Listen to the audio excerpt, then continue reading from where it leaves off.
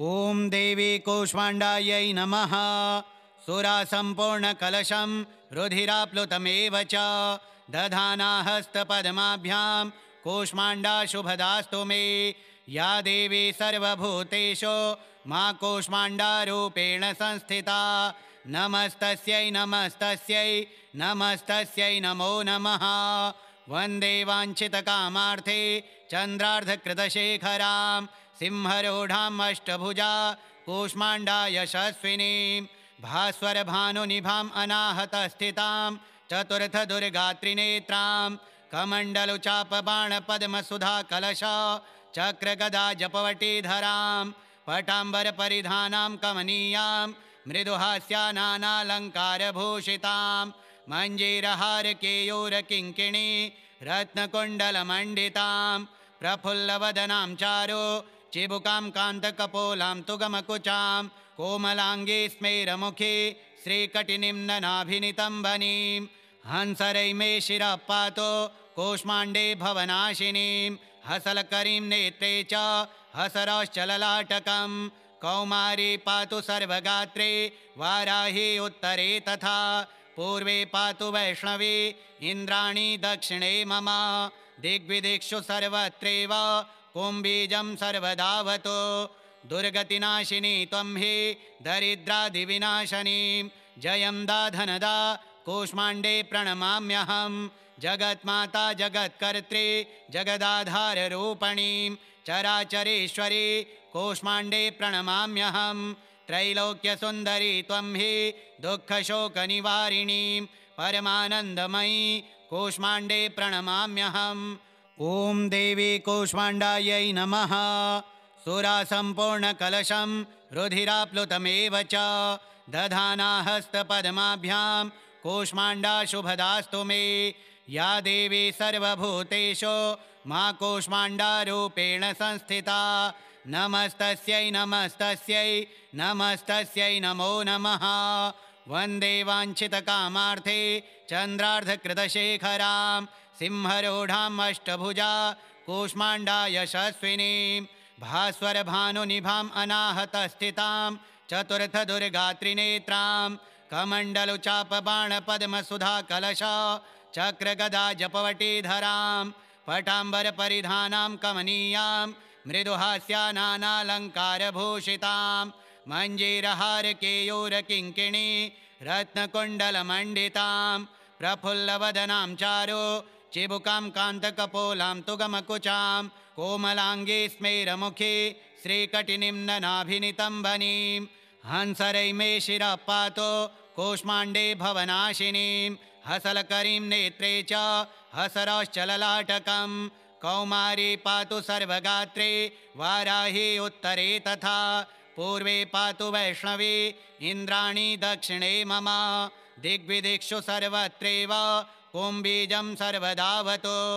दुर्गतिनाशिनी त्वं हि दरिद्रादिविनाशनीं जयं दाधनदा कूष्माण्डे प्रणमाम्यहं जगन्माता जगत्कर्त्री जगदाधाररूपणीं चराचरेश्वरी कूष्माण्डे प्रणमाम्यहं त्रैलोक्यसुन्दरी त्वं हि दुःखशोकनिवारिणीं परमानन्दमयी कूष्माण्डे प्रणमाम्यहम्। ॐ देवी कूष्माण्डायै नमः। सुरासम्पूर्णकलशं रुधिराप्लुतमेव च दधाना हस्तपद्माभ्यां कूष्माण्डा शुभदास्तु मे। या देवी सर्वभूतेषु मा कूष्माण्डारूपेण संस्थिता। नमस्तस्यै नमस्तस्यै नमस्तस्यै नमो नमः। वन्दे वाञ्छितकामार्थे चन्द्रार्धकृतशेखरां सिंहरूढाम् अष्टभुजा कूष्माण्डा यशस्विनीं भास्वरभानुनिभाम् अनाहतस्थितां चतुर्थदुर्गात्रिनेत्रां कमण्डलुचापबाणपद्मसुधा कलश चक्रगदा जपवटीधरां पटाम्बरपरिधानां कमनीयां मृदुहास्यानानालङ्कारभूषितां मञ्जीरहारकेयूरकिङ्किणी रत्नकुण्डलमण्डितां प्रफुल्लवदनां चारु चिबुकां कान्तकपोलां तुगमकुचां कोमलाङ्गी स्मेरमुखी श्रीकटिनिम्ननाभिनितम्बनीं हंसरै मे शिरः पातु कूष्माण्डे भवनाशिनीं हसलकरीं नेत्रे च हसरश्चललाटकं कौमारी पातु सर्वगात्रे वाराही उत्तरे तथा पूर्वे पातु वैष्णवी इन्द्राणी दक्षिणे मम दिग्विदिक्षु सर्वत्रैव कुम्बीजं सर्वदावतो दुर्गतिनाशिनी त्वं हि दरिद्रादिविनाशनीं जयं दाधनदा कूष्माण्डे प्रणमाम्यहं जगन्माता जगत्कर्त्री जगदाधाररूपणीं चराचरेश्वरी कूष्माण्डे प्रणमाम्यहं त्रैलोक्यसुन्दरी त्वं हि दुःखशोकनिवारिणीं परमानन्दमयी कूष्माण्डे प्रणमाम्यहम् ॐ देवी कूष्माण्डायै नमः सुरासम्पूर्णकलशं रुधिराप्लुतमेव च दधाना हस्तपद्माभ्यां कूष्माण्डा शुभदास्तु मे या देवी सर्वभूतेषु मा कूष्माण्डारूपेण संस्थिता नमस्तस्यै नमस्तस्यै नमस्तस्यै नमो नमः वन्दे वाञ्छितकामार्थे चन्द्रार्धकृतशेखरां सिंहरूढाम् अष्टभुजा कूष्माण्डा यशस्विनीं भास्वरभानुनिभाम् अनाहतस्थितां चतुर्थदुर्गात्रिनेत्रां कमण्डलुचापबाणपद्मसुधाकलश चक्रगदा जपवटीधरां पटाम्बरपरिधानां कमनीयां मृदुहास्यानानालङ्कारभूषितां मञ्जीरहारकेयूरकिङ्किणी रत्नकुण्डलमण्डितां प्रफुल्लवदनां चारु चिबुकां कान्तकपोलां तुगमकुचां कोमलाङ्गी स्मेरमुखी श्रीकटिनीं ननाभिनितम्बनीं हंसरै मे शिरः पातु कूष्माण्डे भवनाशिनीं हसलकरीं नेत्रे च हसरश्चललाटकं कौमारी पातु सर्वगात्रे वाराही उत्तरे तथा पूर्वे पातु वैष्णवी इन्द्राणी दक्षिणे मम दिग्विदिक्षु सर्वत्रैव कुम्बीजं सर्वदावतो दुर्गतिनाशिनी त्वं हि दरिद्रादिविनाशनीं जयं दाधनदा कूष्माण्डे प्रणमाम्यहं जगन्माता जगत्कर्त्री जगदाधाररूपणीं चराचरेश्वरी कूष्माण्डे प्रणमाम्यहं त्रैलोक्यसुन्दरी त्वं हि दुःखशोकनिवारिणीं परमानन्दमयी कूष्माण्डे प्रणमाम्यहम् ॐ देवी कूष्माण्डायै नमः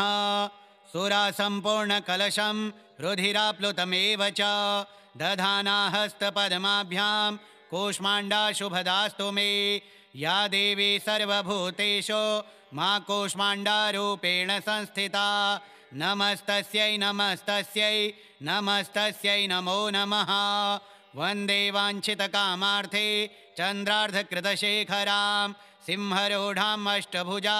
कूष्माण्डा यशस्विनीं भास्वरभानुनिभाम् अनाहतस्थितां चतुर्थदुर्गात्रिनेत्रां कमण्डलुचापबाणपद्मसुधाकलश चक्रगदा जपवटीधरां पटाम्बरपरिधानां कमनीयां मृदुहास्यानानालङ्कारभूषितां मञ्जीरहारकेयूरकिङ्किणी रत्नकुण्डलमण्डितां प्रफुल्लवदनां चारु चिबुकां कान्तकपोलां तुगमकुचां कोमलाङ्गी स्मेरमुखी श्रीकटिनीं ननाभिनितम्बनीं हंसरै मे शिरः पातु कूष्माण्डे भवनाशिनीं हसलकरीं नेत्रे च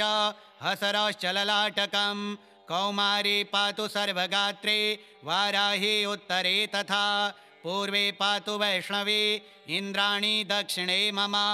दिग्विदिक्षु सर्वत्रैव कुम्बीजं सर्वदावतो दुर्गतिनाशिनी त्वं हि दरिद्रादिविनाशनीं जयं दाधनदा कूष्माण्डे प्रणमाम्यहं जगन्माता जगत्कर्त्री जगदाधाररूपणीं चराचरेश्वरी कूष्माण्डे प्रणमाम्यहं त्रैलोक्यसुन्दरी त्वं हि दुःखशोकनिवारिणीं परमानन्दमयी कूष्माण्डे प्रणमाम्यहम् ॐ देवी कूष्माण्डायै नमः सुरासम्पूर्णकलशं रुधिराप्लुतमेव च दधाना हस्तपद्माभ्यां कूष्माण्डा शुभदास्तु मे या देवी सर्वभूतेषु मा कूष्माण्डारूपेण संस्थिता नमस्तस्यै नमस्तस्यै नमस्तस्यै नमो नमः वन्दे वाञ्छितकामार्थे चन्द्रार्धकृतशेखरां सिंहरूढाम् अष्टभुजा कूष्माण्डा यशस्विनीं भास्वरभानुनिभाम् अनाहतस्थितां चतुर्थदुर्गात्रिनेत्रां कमण्डलुचापबाणपद्मसुधाकलशा चक्रगदा जपवटीधरां पटाम्बरपरिधानां कमनीयां मृदुहास्यानानालङ्कारभूषितां मञ्जीरहारकेयूरकिङ्किणी रत्नकुण्डलमण्डितां प्रफुल्लवदनां चारु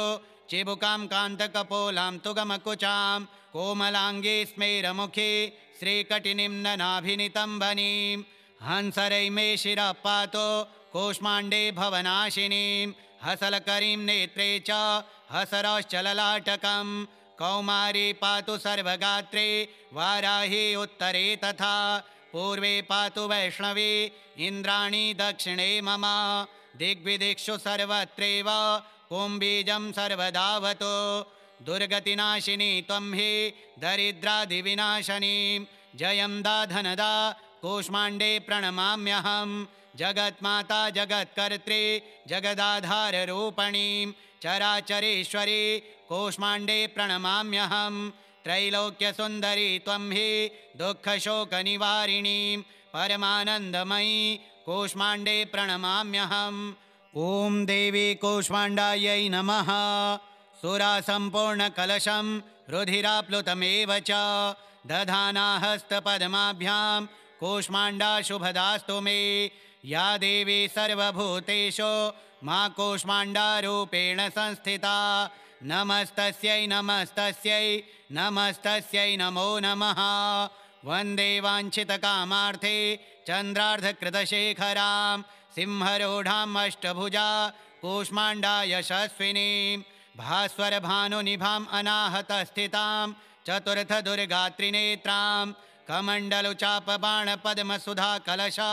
चक्रगदा जपवटीधरां पटाम्बरपरिधानां कमनीयां मृदुहास्यानानालङ्कारभूषितां मञ्जीरहारकेयूरकिङ्किणी रत्नकुण्डलमण्डितां प्रफुल्लवदनां चारु चिबुकां कान्तकपोलां तुगमकुचां कोमलाङ्गी स्मेरमुखी श्रीकटिनिं ननाभिनितम्बनीं हंसरै मे शिरः पातु कूष्माण्डे भवनाशिनीं हसलकरीं नेत्रे च हसरश्चललाटकं कौमारी पातु सर्वगात्रे वाराही उत्तरे तथा पूर्वे पातु वैष्णवी इन्द्राणी दक्षिणे मम दिग्विदिक्षु सर्वत्रैव कुम्बीजं सर्वदावतु दुर्गतिनाशिनी त्वं हि दरिद्रादिविनाशनीं जयं दाधनदा कूष्माण्डे प्रणमाम्यहं जगन्माता जगत्कर्त्री जगदाधाररूपणीं चराचरेश्वरी कूष्माण्डे प्रणमाम्यहं त्रैलोक्यसुन्दरी त्वं हि दुःखशोकनिवारिणीं परमानन्दमयी कूष्माण्डे प्रणमाम्यहम् ॐ देवी कूष्माण्डायै नमः सुरासम्पूर्णकलशं रुधिराप्लुतमेव च दधाना हस्तपद्माभ्यां कूष्माण्डा शुभदास्तु मे या देवी सर्वभूतेषु मा कूष्माण्डारूपेण संस्थिता नमस्तस्यै नमस्तस्यै नमस्तस्यै नमो नमः वन्दे वाञ्छितकामार्थे चन्द्रार्धकृतशेखरां सिंहरूढाम् अष्टभुजा कूष्माण्डा यशस्विनीं भास्वरभानुनिभाम् अनाहतस्थितां चतुर्थदुर्गात्रिनेत्रां कमण्डलुचापबाणपद्मसुधाकलशा चक्रगदा जपवटीधरां पटाम्बरपरिधानां कमनीयां मृदुहास्यानानालङ्कारभूषितां मञ्जीरहारकेयूरकिङ्किणी रत्नकुण्डलमण्डितां प्रफुल्लवदनां चारु चिबुकां कान्तकपोलां तुगमकुचां कोमलाङ्गी स्मेरमुखी श्रीकटिनिं ननाभिनितम्बनीं हंसरै मे शिरः पातु कूष्माण्डे भवनाशिनीं हसलकरीं नेत्रे च हसरश्चललाटकं कौमारी पातु सर्वगात्रे वाराही उत्तरे तथा पूर्वे पातु वैष्णवी इन्द्राणी दक्षिणे मम दिग्विदिक्षु सर्वत्रैव कुम्बीजं सर्वदावतु दुर्गतिनाशिनी त्वं हि दरिद्रादिविनाशनीं जयं दाधनदा कूष्माण्डे प्रणमाम्यहं जगन्माता जगत्कर्त्री जगदाधाररूपिणीं चराचरेश्वरी कूष्माण्डे प्रणमाम्यहं त्रैलोक्यसुन्दरी त्वं हि दुःखशोकनिवारिणीं परमानन्दमयी कूष्माण्डे प्रणमाम्यहम् ॐ देवी कूष्माण्डायै नमः सुरासम्पूर्णकलशं रुधिराप्लुतमेव च दधाना हस्तपद्माभ्यां कूष्माण्डा शुभदास्तु मे या देवी सर्वभूतेषु मा कूष्माण्डारूपेण संस्थिता नमस्तस्यै नमस्तस्यै नमस्तस्यै नमो नमः वन्दे वाञ्छितकामार्थे चन्द्रार्धकृतशेखरां सिंहरूढाम् अष्टभुजा कूष्माण्डा यशस्विनीं भास्वरभानुनिभाम् अनाहतस्थितां चतुर्थदुर्गात्रिनेत्रां कमण्डलुचापबाणपद्मसुधाकलश चक्रगदा जपवटीधरां पटाम्बरपरिधानां कमनीयां मृदुहास्यानानालङ्कारभूषितां मञ्जीरहारकेयूरकिङ्किणी रत्नकुण्डलमण्डितां प्रफुल्लवदनां चारु चिबुकां कान्तकपोलां तुगमकुचां कोमलाङ्गी स्मेरमुखी श्रीकटिनिं ननाभिनितम्बनीं हंसरै मे शिरः पातु कूष्माण्डे भवनाशिनीं हसलकरीं नेत्रे च हसरश्चललाटकं कौमारी पातु सर्वगात्रे वाराही उत्तरे तथा पूर्वे पातु वैष्णवी इन्द्राणी दक्षिणे मम दिग्विदिक्षु सर्वत्रैव कुम्बीजं सर्वदावतु दुर्गतिनाशिनी त्वं हि दरिद्रादिविनाशनीं जयं दाधनदा कूष्माण्डे प्रणमाम्यहं जगन्माता जगत्कर्त्री जगदाधाररूपिणीं चराचरेश्वरी कूष्माण्डे प्रणमाम्यहं त्रैलोक्यसुन्दरी त्वं हि दुःखशोकनिवारिणीं परमानन्दमयी कूष्माण्डे प्रणमाम्यहम् ॐ देवी कूष्माण्डायै नमः सुरासम्पूर्णकलशं रुधिराप्लुतमेव च दधाना हस्तपद्माभ्यां कूष्माण्डा शुभदास्तु मे या देवी सर्वभूतेषु मा कूष्माण्डारूपेण संस्थिता नमस्तस्यै नमस्तस्यै नमस्तस्यै नमो नमः वन्दे वाञ्छितकामार्थे चन्द्रार्धकृतशेखरां सिंहरूढाम् अष्टभुजा कूष्माण्डा यशस्विनीं भास्वरभानुनिभाम् अनाहतस्थितां चतुर्थदुर्गात्रिनेत्रां कमण्डलुचापबाणपद्मसुधाकलश चक्रगदा जपवटीधरां पटाम्बरपरिधानां कमनीयां मृदुहास्यानानालङ्कारभूषितां मञ्जीरहारकेयूरकिङ्किणी रत्नकुण्डलमण्डितां प्रफुल्लवदनां चारु चिबुकां कान्तकपोलां तुगमकुचां कोमलाङ्गी स्मेरमुखी श्रीकटिनिं ननाभिनितम्बनीं हंसरै मे शिरः पातु कूष्माण्डे भवनाशिनीं हसलकरीं नेत्रे च हसरश्चललाटकं कौमारी पातु सर्वगात्रे वाराही उत्तरे तथा पूर्वे पातु वैष्णवी इन्द्राणी दक्षिणे मम दिग्विदिक्षु सर्वत्रैव कुम्बीजं सर्वदावतु दुर्गतिनाशिनी त्वं हि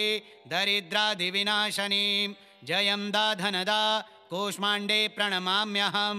जगन्माता जगत्कर्त्री जगदाधाररूपिणीं चराचरेश्वरी कूष्माण्डे प्रणमाम्यहं त्रैलोक्यसुन्दरी त्वं हि दुःखशोकनिवारिणीं परमानन्दमयी कूष्माण्डे प्रणमाम्यहम् ॐ देवी कूष्माण्डायै नमः सुरासम्पूर्णकलशं रुधिराप्लुतमेव च दधाना हस्तपद्माभ्यां कूष्माण्डा शुभदास्तु मे या देवी सर्वभूतेषु मा कूष्माण्डारूपेण संस्थिता नमस्तस्यै नमस्तस्यै नमस्तस्यै नमो नमः वन्दे वाञ्छितकामार्थे चन्द्रार्धकृतशेखरां सिंहरूढाम् अष्टभुजा कूष्माण्डा यशस्विनीं भास्वरभानुनिभाम् अनाहतस्थितां चतुर्थदुर्गात्रिनेत्रां कमण्डलुचापबाणपद्मसुधाकलश चक्रगदा जपवटीधरां पटाम्बरपरिधानां कमनीयां मृदुहास्या नानालङ्कारभूषितां मञ्जीरहारकेयूरकिङ्किणी रत्नकुण्डलमण्डितां प्रफुल्लवदनां चारु चिबुकां कान्तकपोलां तुगमकुचां कोमलाङ्गी स्मेरमुखी श्रीकटिनिं ननाभिनितम्बनीं हंसरै मे शिरः पातु कूष्माण्डे भवनाशिनीं हसलकरीं नेत्रे च हसरश्चललाटकं कौमारी पातु सर्वगात्रे वाराही उत्तरे तथा पूर्वे पातु वैष्णवी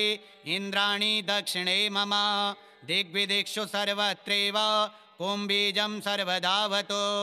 दुर्गतिनाशिनी त्वं हि दरिद्रादिविनाशनीं जयं दाधनदा कूष्माण्डे प्रणमाम्यहं